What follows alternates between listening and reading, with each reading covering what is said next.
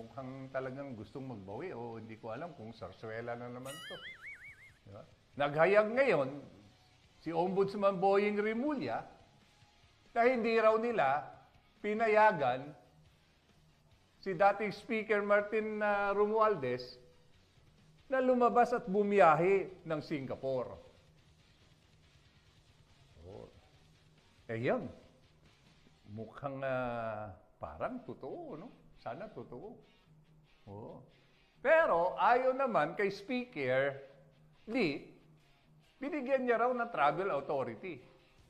Pero ang tibay ng pahayag ni Boyong Rimulya, sana panindigan niya to, kaya hindi niya pinayagan Moto proprio de Kenya.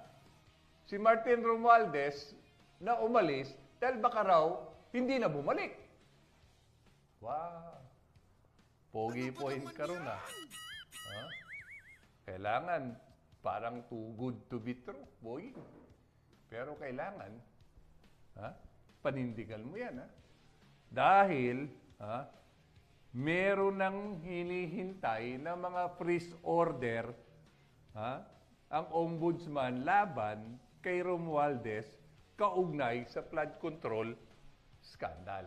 Wow, sarap pakinggan.